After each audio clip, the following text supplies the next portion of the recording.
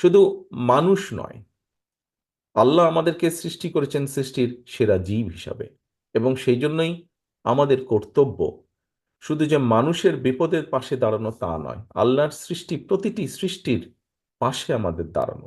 সেটি যে কোনো জীবজন্তু হতে পারে, সেটি প্রকৃতি হতে পারে, সেটি গাছপালা হতে পারে। বিনা প্রয়োজনে গাছপালা কাটা যেমন ঠিক না, একইভাবে বিনা কারণে কোনো পশু পাখিকেও আঘাত করা ঠিক না। কোনো পশু পাখিও বিপদে পড়লে, কোনো ক্ষতিগ্রস্ত হলে, সেখানেও মানুষ হিসাবে, আল্লাহ সৃষ্টির সেরা জীব হিসাবে আমাদের সেখানেও এগিয়ে আসা উচিত বলে আমি মনে করি। প্রিয় উপস্থিতিবৃন্দ, আজকে আমরা কয়েকজনকে বিগত স্বৈরাচার আন্দোলনে কয়েকজনকে, যারা মাঠে ছিলেন, এরকম কয়েকজন মানুষকে আমরা সহযোগিতার জন্য চেষ্টা করছি। আমি ব্যক্তিগতভাবে মনে করি যে আমাদের এই চেষ্টাটি শুধু এখানে থেমে থাকলেই হবে না। এখানে আজকে দুজন ব্যক্তি, দুজন তরুণ আমাদের সামনে বক্তব্য দিয়েছে। একজন আলামিন নামে একজন বক্তব্য দিয়েছে। আলামিন তার বক্তব্যে বলেছে যে ডাক্তার তাকে বলেছে হয়তো আর কিছু করা সম্ভব নয়। তবে আমি এখানেই হাল ছেড়ে দিতে চাই না। আজকে আমরা এখানে হয়তো হুইল চেয়ার দিচ্ছি কারণ তাদের কোনো কারণে তারা পঙ্গুত্ব বরণ করেছেন। সায়েন্স বর্তমানে অনেক দূর এগিয়ে গিয়েছে। আমি দৃঢ়ভাবে বিশ্বাস করতে চাই যে আজ না হলেও কাল, কাল না হলেও পরশু হয়তোবা আমরা এমন কোনো চিকিৎসা তাদেরকে দিতে সক্ষম হব, যে চিকিৎসার সুবিধার কারণে তারা হয়তো আবার আগের মতন হাঁটতে চলতে ফিরতে পারবেন নিজের পায়ে, হুইল চেয়ারের প্রয়োজন হবে না। আমি এভাবে জিনিসটিকে দেখতে চাই। আমি এভাবে জিনিসটিকে দেখতে চাই। আজকের শুধু এই 10 জন নয়, সারা বাংলাদেশে এরকম বহু মানুষ আছে যারা আত্মত্যাগ করেছেন। কতজনকে আমরা করতে পারবো, সেই চিকিৎসা সুবিধা দিতে পারবো, সেটি বলতে পারবো না। তবে থেমে বা বসে থাকলে বোধহয় ঠিক হবে না। যে কয়জনকে আমরা পারি, সে কয়জনের প্রতি আমাদের এগিয়ে আসা উচিত বলে আমি মনে করি।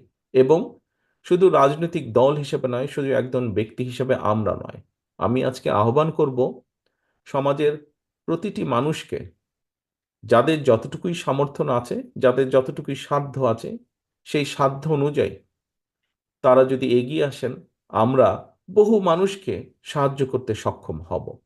কারণ সমাজ এভাবেই চলে সামনের দিকে। একজনকে আরেকজন সাহায্য করার মাধ্যমেই সমাজ ধীরে ধীরে এগিয়ে যায়। প্রিয় উপস্থিতিবৃন্দ, আমি এখানে আরো দুটি বিষয় একটু উল্লেখ করতে চাই।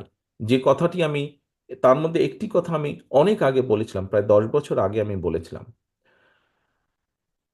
বাংলাদেশ জাতীয়তাবাদী দল বিএনপি এক যুগেরও বেশি সময় ধরে বাংলাদেশের জনগণের যে দাবি, বাংলাদেশের জনগণের যে অধিকার ছিনতাই হয়ে গিয়েছিল স্বৈরাচারের দ্বারা, সেই দাবি প্রতিষ্ঠিত করার জন্য, জনগণের সেই অধিকারকে ফিরিয়ে আনার জন্য বাংলাদেশ জাতীয়তাবাদী দলের মূল দল সহ বিভিন্ন অঙ্গ সহযোগী সংগঠনের বহু নেতাকর্মী আত্মাহুতি দিয়েছেন। বহু নেতাকর্মী বিভিন্নভাবে নির্যাতিত, অত্যাচারিত হয়েছেন। এর মধ্যে রিসেন্টলি ছাত্র জনতার অভ্যুত্থানের মাধ্যমে জুলাই আগস্ট মাসেও বহু মানুষ আত্মাহুতি দিয়েছেন, হতাহত হয়েছেন বিভিন্নভাবে।